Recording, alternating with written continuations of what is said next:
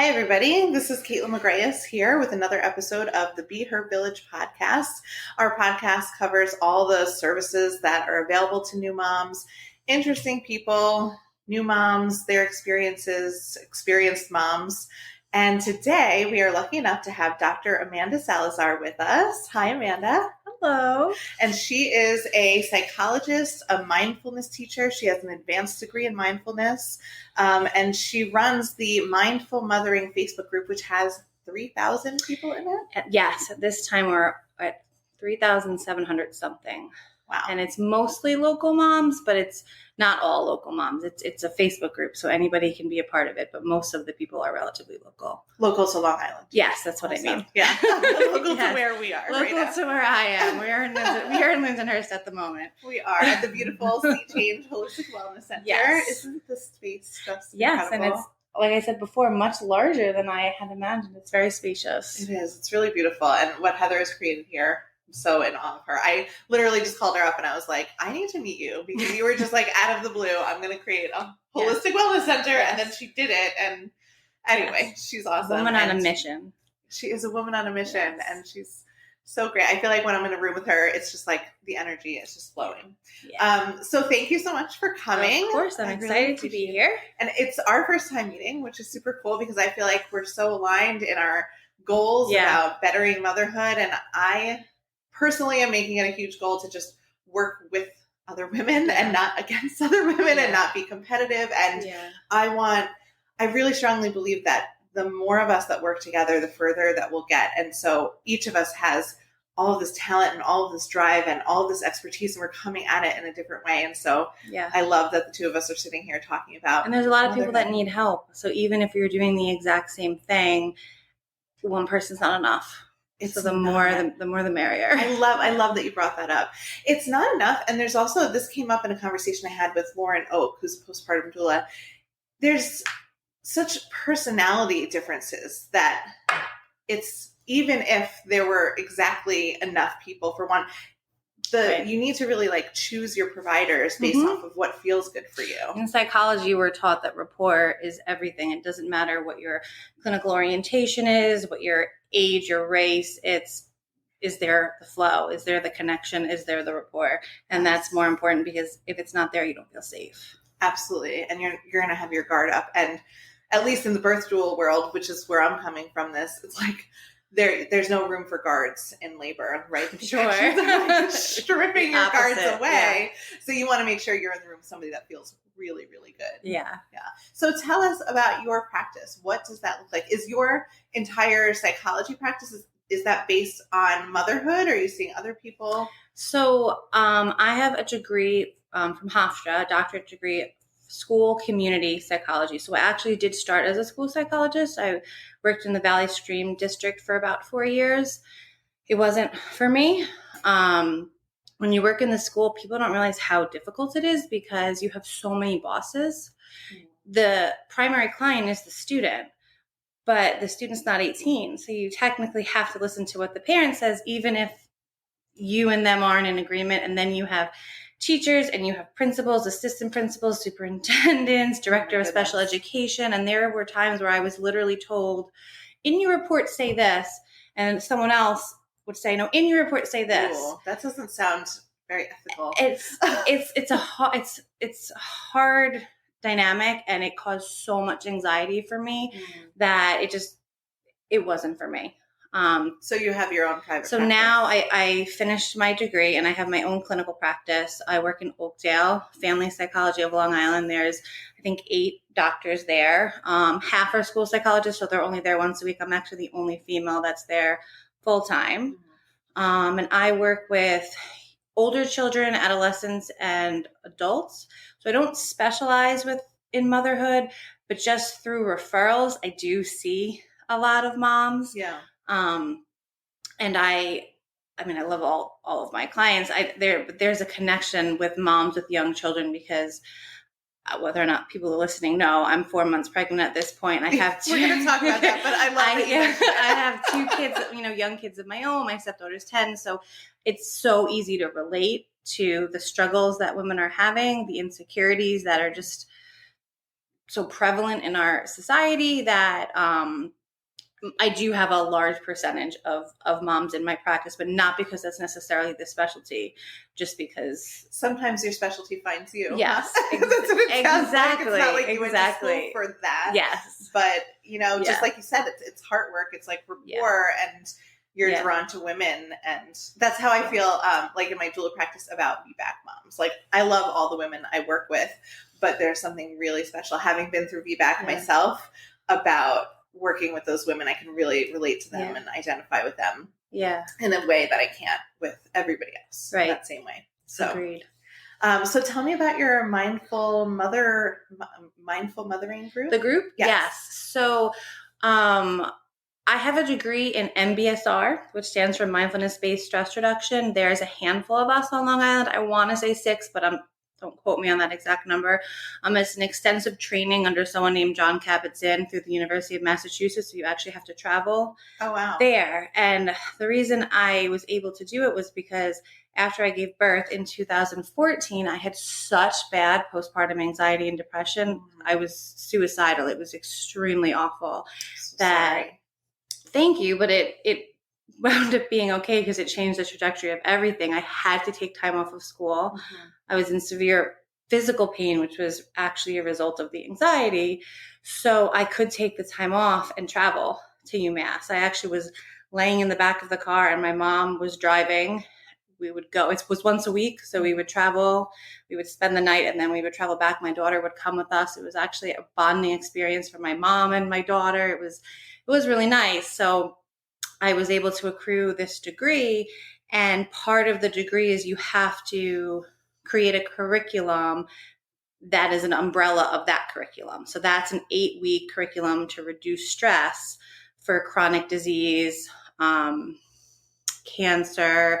It was developed for people that couldn't be helped. It was like a last-ditch effort by UMass Hospital in Worcester to try and help people that were falling through the cracks that weren't being helped. So I created this curriculum called Mindful Mothering, and I periodically do workshops, and the group just kind of came out of that because not everyone can commit. So 4 weeks, 2 hours a week, or the $200 financial commitment. So the group is free. And it's just to kind of help people understand that they're not alone. I felt so alone in the beginning after giving birth. Like that was part of the anxiety. I just felt like I was doing everything wrong. I was a doctor. I should know what I'm doing. And I didn't. My husband is a nurse and he has a daughter. I have a stepdaughter, which actually made it worse. Like he was wonderful in doing all of the things that he needed to do, but it made me feel like, wow, my husband knows how to do everything and I know how to do nothing. And these moms talk about not letting their husband do anything. And I was in the opposite boat. So it was so isolating. So really the impetus for the group, in addition to having it be a conjunction with the workshops, was for me to make friends too. And I don't want to mention names, but I met a handful of one of my best friends. If you want to. It's okay. One of my best friends I met through the group. Like, Jessica Dennehy, she's in the doula community. Yeah, she's great. We got really close because she came to one of my workshops. Our daughters would go to school together, but that's how we really formed a bond. And there are a handful of other moms that I'm so close with now, and I'm so thankful for that relationship. And it's really because of the group. And I want other moms to do that too. Moms I'll never ever meet, but this is your experience. Oh, this is my experience too. And sometimes I see that and it's so wonderful. A mom will post a struggle that she's having and then all these other moms will swoop in and be there for her. And the group, one of the rules is you can't give direct advice, which is very different than a lot of other that's groups. What people love to do in moms groups. Yes. And so the rule, it's part of mindfulness, is that if you give someone advice, you're not allowing them to discover what they need to on their own and realize that the answer is within. But people still need support and reinforcement and to say, me too. Like, this is what worked for me. It might not work for you, but I understand because I went through that too. So that's kind of the goal of where it is now, just being a really supportive community. And, we do Friday brags, we do Tuesday venting sessions, and Monday musings where we just talk about either hot topics that are going on culturally or something that I found interesting in an article, or a mom has a question and they don't want to post it, so we do it anonymously. So it's just kind of food for thought. It's amazing. Get the juices flowing. When you were talking about your struggle with postpartum anxiety, it sounds like my beginning as well. And I think it's interesting because the people that find themselves as birth professionals in birth work, doulas, psychologists, really any of them, postpartum doulas, lactation consultants, it's almost like the vast majority of us, not all of us, but most of us have had some sort of traumatic experience. Or I don't love the word traumatic because I think it's a word you can only describe your own experience as, right? But definitely, certainly less than ideal interaction with the healthcare system or finding yourself alone. And that isolation and loneliness that you just described, it was like you were describing my experience. Yeah. I was so incredibly alone. And I had people in the room with me. So it wasn't about that. I always feel bad saying I'm creating Be Her Village because I was completely unsupported. I feel like every time I say that, I want an asterisk put up my mom was there, my dad was there. People were trying. My husband was there. Yeah. But I still felt very isolated and lonely in my experience. I didn't have anybody there saying this is okay, saying you're doing great, you'll get through it. At least that I believed, and telling me that it wasn't permanent. There was this feeling of sitting there holding a newborn. My body had just had surgery and my breasts were leaking milk and my baby was screaming. And it's this felt like my new life, it was going to be forever. And so I love that you took that experience similar to my own birth experience and changed it into something positive. And it's, oddly enough, it's something that I'm grateful for now. Everything I went through. The relationship with my daughter is something that is indescribable. I have never loved someone as much as her. And I do think that part of it is because it was so hard. I am comfortable saying this out loud today, that when the doctor handed her over to me, all I wanted to do was throw her back. I didn't want her. I thought I was going to fail her, and it was so scary. And the grit of getting through that, just, I think, I'm going to get tearful talking about it. Just, I think that it's made our relationship so much better. Yeah. That's a really common thing. And I'm so happy that we've just met and we're talking about it. This is the work that needs to be done. And this is what women need to hear. It is so common to regret having your baby. It is really common and is not something people say. Whether it's in that so first shameful. moment. It's so shameful. What kind of mother are you? You don't love your child. I love them so much. I want to get rid of them. Sometimes that's it. But sometimes it's that first moment. Yeah. And sometimes it's being handed that baby and being I feel nothing, and that's a scary thing for partners as well. But it can happen in newbornhood. I used to put my son down, and this is a horrible thing that I don't generally share unless I'm sitting with a mom who I can see is suffering from postpartum depression or postpartum anxiety or feeling that lack of connection. I just look at them and I say, I used to put my son down for the night, put him in his crib, and I would be so exhausted and so glad he was finally asleep. And I would close my eyes and pray and pray and pray that he wouldn't stop breathing, because that was my postpartum anxiety telling me he wasn't safe. And at the same time, I would pray for 1 second that he would stop breathing, which is I get an awful thing to think and to say out loud. But that was how there was so much pressure. There was so much pressure, and I was a product of my love. I loved him more than I had ever loved anything, but the love was scary. It was overwhelming how much I loved him and how he had taken over my entire consciousness, every minute of every day. Yeah. So I love that we're able to have these conversations and that we're both doing work to help other moms. I don't think we're going to prevent anybody from having those experiences, but at the very least, maybe it won't take as long. It took me a long time to accept that it was okay for me to have those feelings. And it was because I didn't have someone sitting next to me saying these feelings are normal, because I wasn't saying them out loud. So it wasn't my mom's fault or my husband's fault. Yep. It was manifesting physically. I wasn't verbalizing it. Yes. And that's part of why it's important to tell our stories. Yeah. And to kind of take away the stigma of, if you're not the perfect mother, this image that we have to contend with of the perfect mother that like her body snaps right back into her old jeans and her breast milk is flowing, but it's also being pumped because she only has 6 weeks unpaid maternity leave. And it's impossible to fulfill because you get shamed for breastfeeding, you get shamed for formula feeding, you get shamed for staying at home, you get shamed for going to work. And that's what mindful mothering is all about, is that it's okay if you breastfeed, if you formula feed, if you stay at home, if you go to work. All of it is okay if you're doing it mindfully, if you're doing it purposely. Absolutely. That's great. Thank you for doing that work. Of course.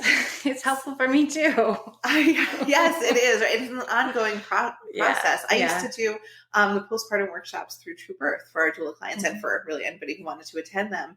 And I believe you went to a prenatal. I wasn't even pregnant at the time. I was in a room with I was very proactive. I was with Kathy and there was, I think, 4 other pregnant couples, and we were at that point not even trying, but we knew we had wanted to. It was a really nice experience. It was very meditative and we connected with the people that were there.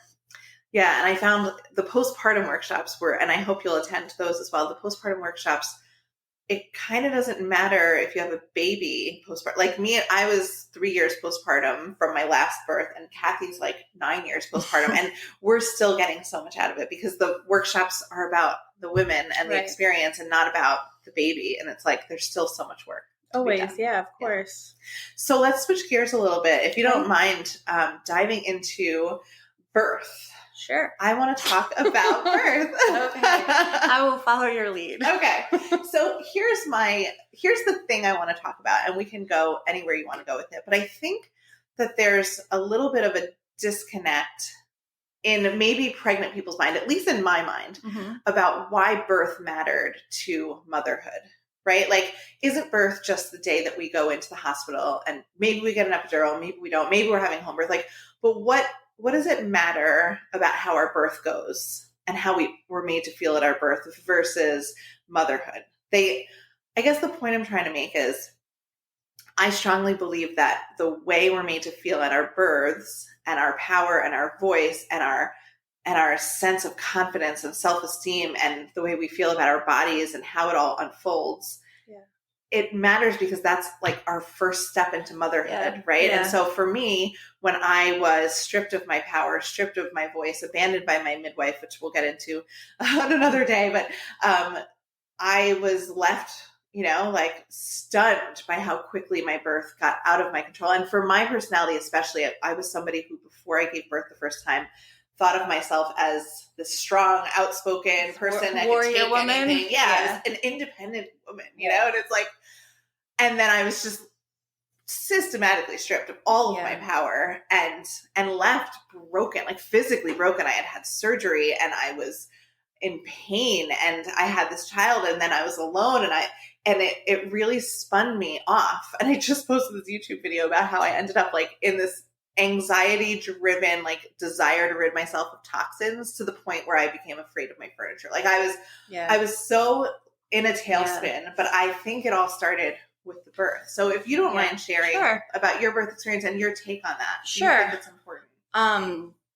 So my 2 births so far were extremely different. With my daughter, I was 5 or 6 days late and my doctor had insisted to induce me, and I knew no different. I didn't have a doula. I didn't have a midwife. I liked my OB. And so we went to the hospital. I did not sleep a wink the night before, knowing like I was going to we hadn't even picked the middle name at that. It was so much to do. There was so much to do. So whenever we get in the room, the doctor comes in and there's Pitocin that's being hooked up next to me.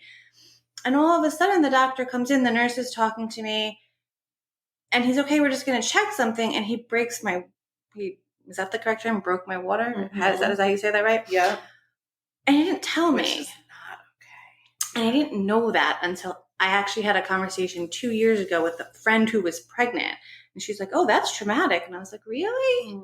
Because I didn't know anything about that. So as soon as he broke my water, and the nurse actually said, "Oh, okay, like the nurse didn't even know what was going on. And I don't want to say the doctor's name because I really did like him, but I didn't have a single contraction or Braxton Hicks prior. So I went from feeling 0 to my contractions did not stop. They literally didn't stop. It was 45 minutes of just contracting. I thought I was going to die. And going in, like you said, I'm a strong, independent woman. I'm not going to use an epidural. I'm not going to blah, blah, blah. And someone comes in and they're like, okay, there's someone who's getting a C-section. So either you can get your epidural now because you're 6 centimeters, or you're going to have to wait over an hour. And I felt so much pressure because nothing happened the way I expected. It literally went from 0 to 60. And it was 45 minutes of the most intense pain I've ever experienced in my life that I decided to get the epidural. And even in that moment, I felt like a failure because it was against what I had wanted. Right. So long story, not really short. After that, everything went quote unquote normal.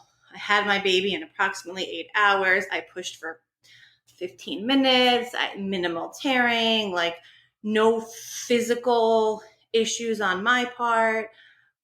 But as soon as I gave birth, it was like postpartum set in immediately. For most people, and I can speak about this as a psychologist, hormonally, it actually does take a couple of weeks for it to set in. But for me, it was instantaneous. Like I had mentioned earlier, I didn't want my daughter. I didn't know what to do with her. And I had had issues with chronic pain prior, and they just got so bad. I thought that I broke something. I thought that I tore something. My mom was fully supportive, and she's like walking around the hospital being like, how do I get my daughter physical therapy? Because that was what had helped me before. Like everyone was so scared for me. I wasn't sleeping, not because of the baby, but because I couldn't sit. I couldn't lay. I was in so much pain, not vaginally, right? Just in the places that normally hurt. And it was because my nervous system was on fire. I was so scared. So it took months and months of months for me, who was a psychologist at the time, to get my own psychologist, to go on psychotropic medication, to do the things I needed to do because I didn't see it as postpartum. It's really hard to see it when you're in it. Right. I saw it as like a pain condition, a physical thing. Right. And I've subsequently learned, and a lot of my practice actually is in mind-body medicine now, helping people understand that headaches aren't always just headaches. Sometimes they're emotional issues manifesting as headaches. So anyway, that birth set the template for the second. And so when I got pregnant with my son, which wasn't on purpose, which is so not who I am, but I'm so thankful for it because I never would have had the courage to try to get pregnant. Wow. But I decided to get a C-section, which, oh my God, you tell someone in the grocery store and they're like, what's wrong with you? Like that, like instant judgment. Yeah. But I don't regret it at all because I needed to be in somewhat of control. Yep. And in my mind, it was like, I know the baby's coming on this day. I know they're being taken out of me. I know that I can handle surgery. I've had other surgeries in my life. I have the support, who's going to watch my daughter while I'm feeling better. And I did what I needed to do. In retrospect, like, it's not, I don't want to say crazy. Like, I wish I didn't have to choose to have a C-section. To feel control. But it was the right thing at the right time. And now with my third, it's just so crazy how things progress that what makes me feel like I'm going to be in control is I'm currently interviewing midwives. I'm currently looking into doulas so that I can have a whole team that will help me feel empowered, which I didn't know any of that existed before. Right. So I don't know if I answered your question. It kind of doesn't matter at this point if you did. But that was my birth experience. And I do want to say one other thing because I knew this question was going to come up, and I think you and I respectfully have slightly different ideas about this. Oh, good. Let's talk about it. I think that birth is extremely important, and I do agree with you, especially negatively, how it can absolutely set you on a tailspin and it'd be the first step that you walk down that rabbit hole and might take years to climb back out. But I think that there's trying to think of the word, it could be risky to emphasize it too much, because that's the opposite of mindfulness. Mindfulness is paying attention to this moment. Mm-hmm. So if the birth was good or bad, or however you judge it, that doesn't necessarily matter what this moment is. Right. And for some people, birth is awesome and beautiful and a wonderful experience, and it really does set them on an upward positive trajectory. But for others, I feel like emphasizing it too much can actually make the trauma reenacted. I absolutely agree with you on that, for sure. I think I appreciate that perspective a lot. I think part of when we talk about birth being important, they've done studies, and it shows that the way we're treated during our birth and the way we're made to feel during our birth matters for decades and decades. So I think that there's just, I think, it's hard because you're probably handling it on the back end, right, of people who perhaps are perseverating, are re-traumatizing themselves. And I have a question related to that in terms of like retelling your story and not having the correct support, like mental health trained professionals, right? Because there's a lot of well-intentioned groups out there, but they're like peer-based or doulas without mental health training. Or even opinion-based over factually based. Right. And that's a slippery slope when it comes to supporting someone who's been through real trauma. Yeah. I think part of my emphasis on birth and the importance is just that it makes the imprint that what happens to us on that day do stay with us. But also I think part of Be Her Village and this podcast is about reaching women before they give birth. And I know before I gave birth, had no idea how important it would be. So there's like this, we don't want people to like perseverate and re-traumatize themselves and get stuck on maybe things didn't go well, so your life is ruined and you can never feel good about it. Yeah. I also am a big believer in how we feel about our birth changes, right? Because I felt great about my first birth while I was in the hospital, because you want to hear this? I literally was like, throughout the traumatic birth, I was literally just like saying out loud to myself and to my mother, "This is not traumatic. I am not traumatized. This is not traumatic." Like, just, it was almost actively in denial. Like, hopefully this is not, it was almost like, this is not traumatic, question mark? Yeah. Like, is it traumatic? And then afterwards, when, the oxytocin wears off and all the good feelings go away, it's like, what are we left with? What happened here? Yeah. And now here I am 7 years later, and I'm so grateful for that experience. Not thrilled with it. Still not feeling great about it, but I'm grateful that it existed, because I found my purpose. I feel like I found my purpose in life, and I'm connecting with all these incredible women that are feeling the same way as I am. And we're all working towards something so much bigger than ourselves. And for me, I'm like, okay, at the very least, if I had to go through this traumatic time, at least I am the type of person that turned it into my life's work, like, it's like, that was not how I wanted. And I think that could be said of a lot of things. Like, a lot of people who go through hardships, they then just make it their life's work to help other people either prevent having that hardship or help them through it on the other side. That's giving it a purpose. That's part of working through trauma, is seeing it from a cognitively, shifting the perspective, is seeing it as, okay, not denying that wasn't awful, but saying, okay, that was awful, and this is what I'm going to do with it. I'm going to empower myself a little bit more. And the goal, I guess, I don't like that word either. The intention is this third birth. I don't want to use the word rectify, but could help to empower the other two that didn't go the way I wanted it to go. And I don't know, because I'm not there yet. I don't know. You're in the unknown. I'm in the unknown, and I don't want to. Which is why it's almost more exciting to talk to you now, because you're both a birth worker and working in this field. And it's happening. But you're also there. You're in your unknown. You don't know how this birth story will unfold. Exactly, yeah. And it's a very unique place. You're in the same place as the listeners. Yeah. I feel your pain and your joy. So let's talk a little bit about how you are preparing differently. Sure. Before we came on air, it was like, I have my nighttime doula set up. And we just had an interview with Lauren Oak, who does overnights. And so tell me about that. Tell me about how you are lining up your support, why you are and what you're looking for. So a beautiful thing happened. One of many beautiful things happened when I started Mindful Mothering. I started connecting with people that were in this field, a field that I had no idea even existed. So and we'll get into this later, I run retreats that often have providers coming in, like Reiki practitioners, and we do a good gift bag, so people donate, and a lot of doulas donate either discounts, and I want to speak specifically about Mary, because is it Betzelli? Am I saying it right? Mm-hmm. Okay. Yeah. Because every retreat that I do, she always gives tea, and she's very generous in terms of the tangible things. And I was speaking with her. She's so open and kind and available, at least to me.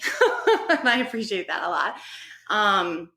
And so she was just giving me advice and saying, maybe do this instead of that. I wound up getting pregnant the last day of my period.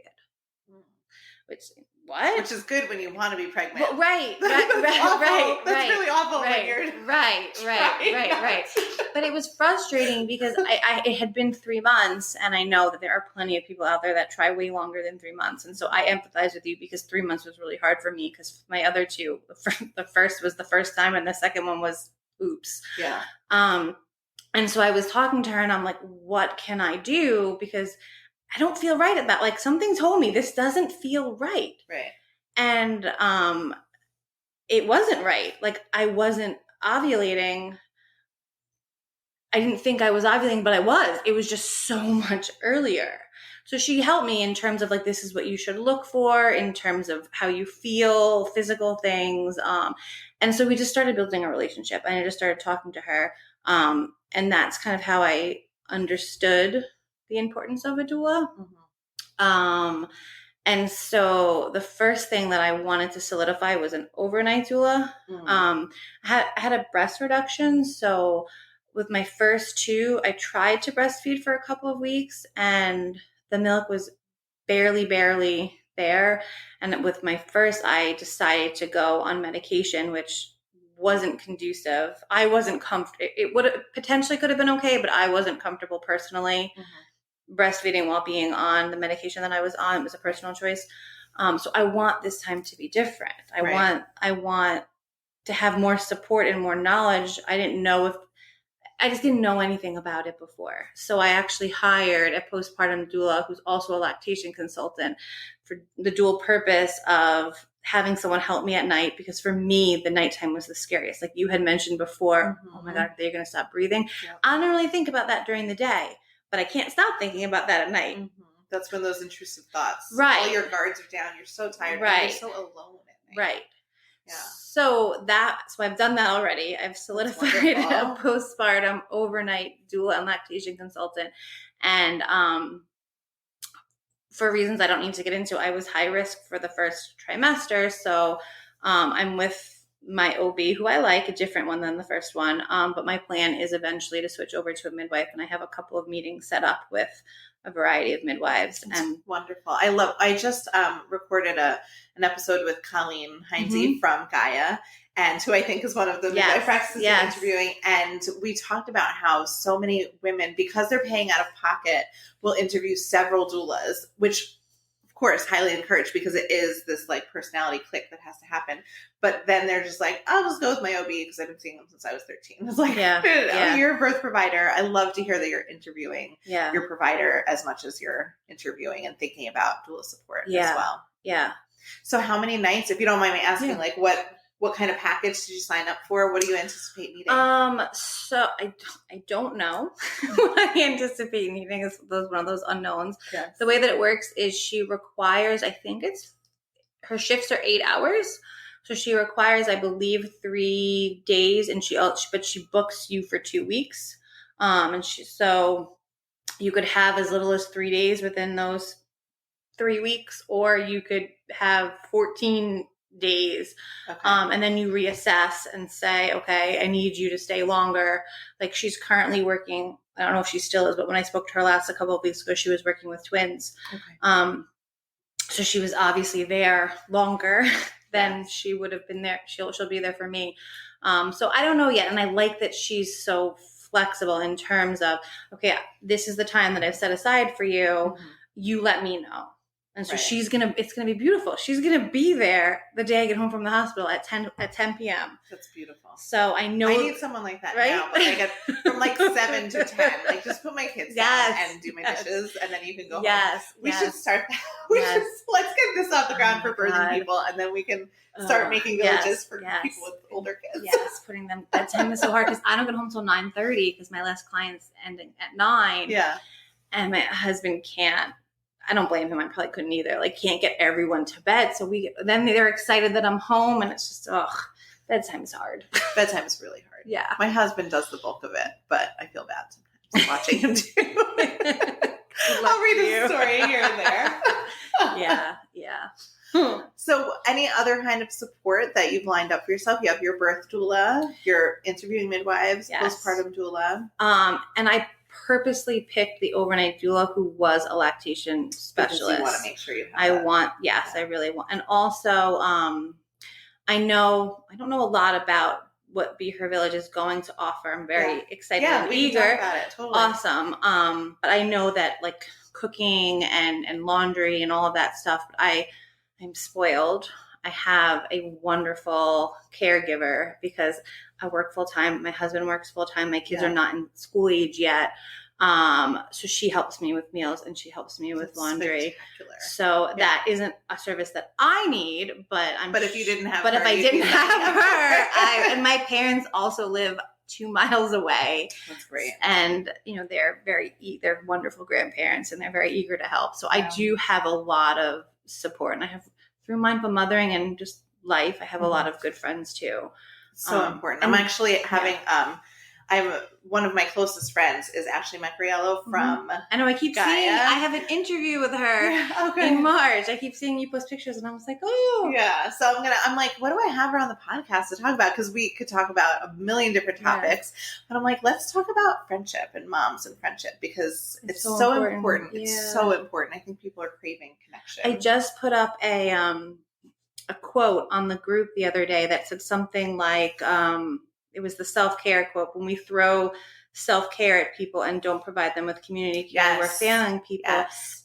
And I stand so by that because sometimes you don't have the energy to even understand what self-care is. And yes, it's important, but sometimes the community care needs to come first. Well, that's what the entire concept of Be Her Village is. So let me explain a little bit exactly what it is, because you're like exactly who would be looking into using it. So we launch April 1st, which is very exciting. How it's going to work. Yay, finally. I keep saying, we're going to launch next month. We're going to launch next month. We're going to launch. Do you know how hard it is to put together a website? So much harder than I thought it was when I created this idea. Yeah. I had no idea what was involved. Yeah. So anyway, it's definitely happening April 1st. So what it's going to be is it's going to be really flexible because I tried to put myself in the shoes of somebody who's about to have a baby. Even if it's your third baby, you still have no idea what this baby is going to be like, what your needs are.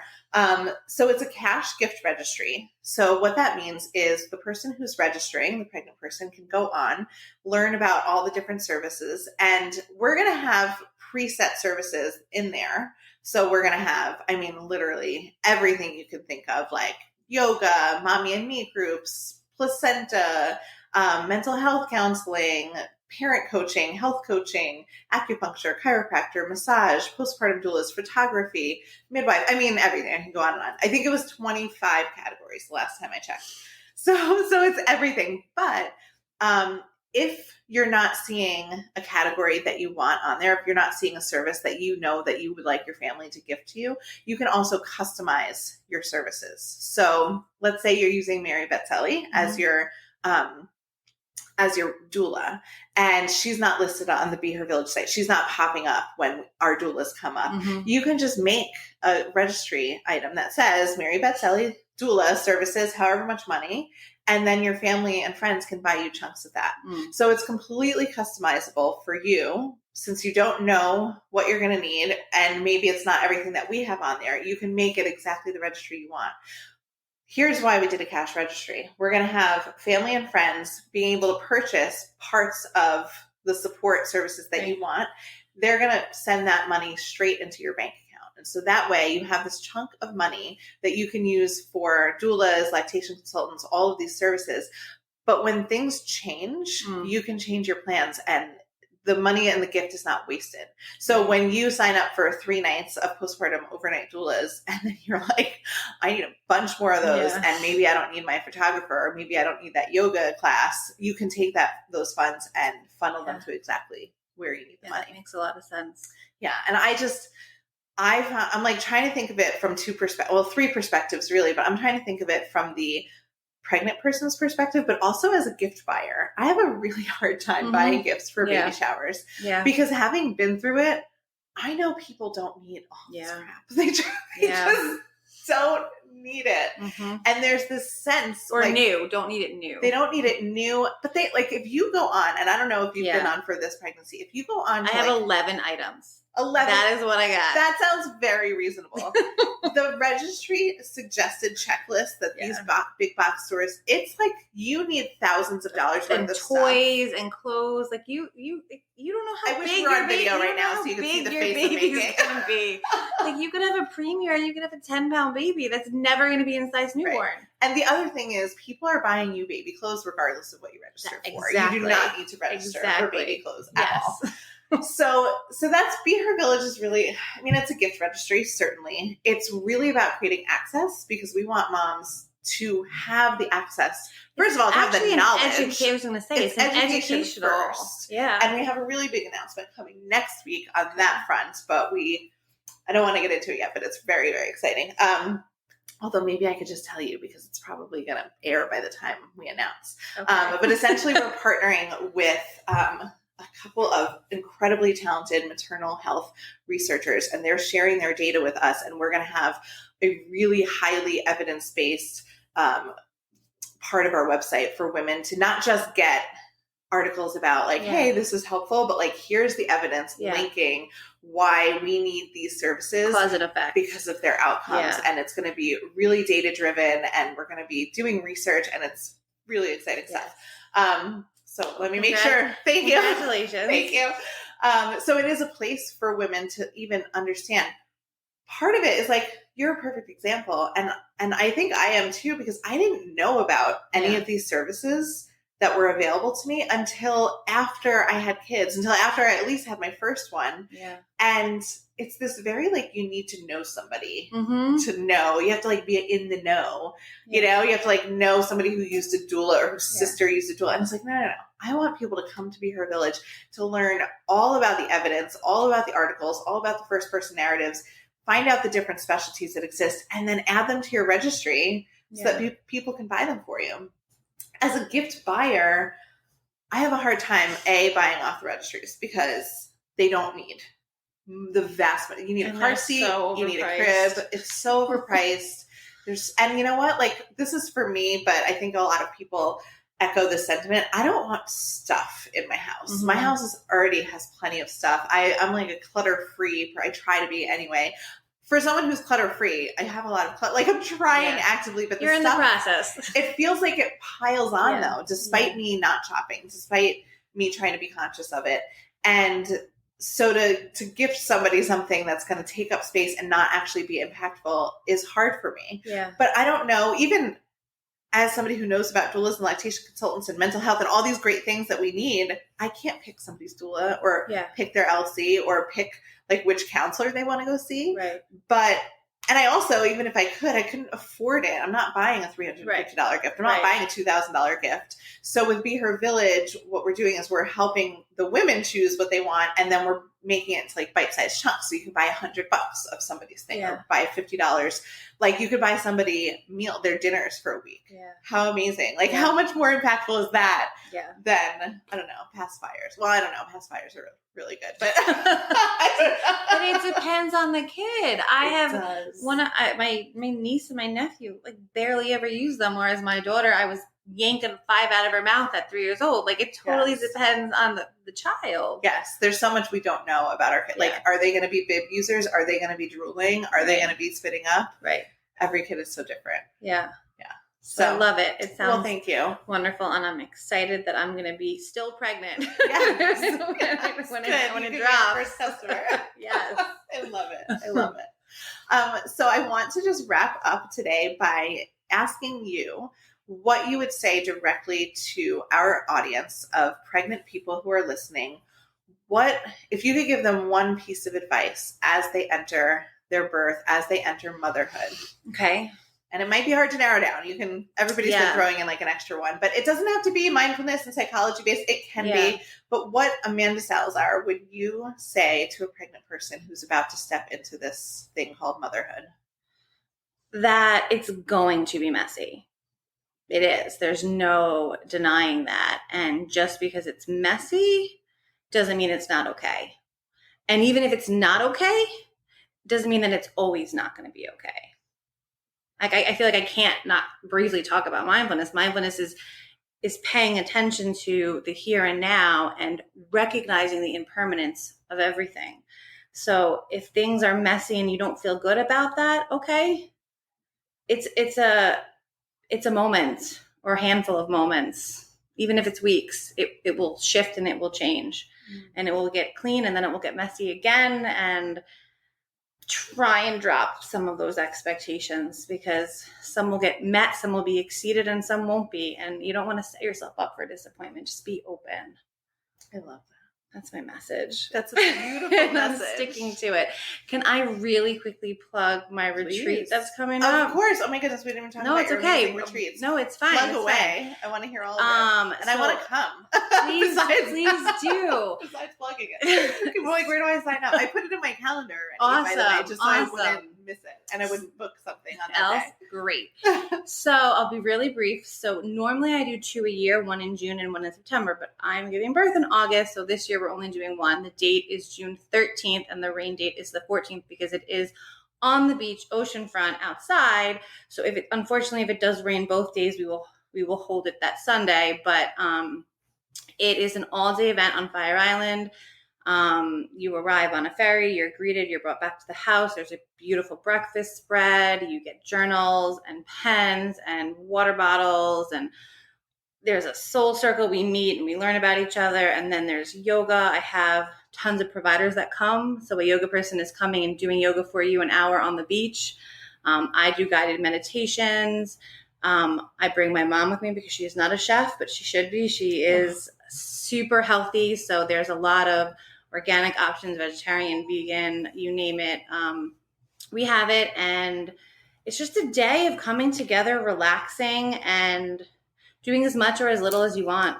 You can engage in all of the activities, the walks, the meditations, the yoga, or one person brought an umbrella, literally sat by herself and raved about the day. And I felt bad at first because I'm like, she's not doing anything. Yeah. But I heard from someone who she came with was that she had a great time. So we have some luxury services that you pay a little, $25, a little extra for. There's Reiki, massage, and psychic reading. And then we're having a person from Young Living come and do make and take. So you get to make your own essential oils. Cool. And then we have a gift bag. So it's a full day of just relaxation and indulgence, but being around like-minded people.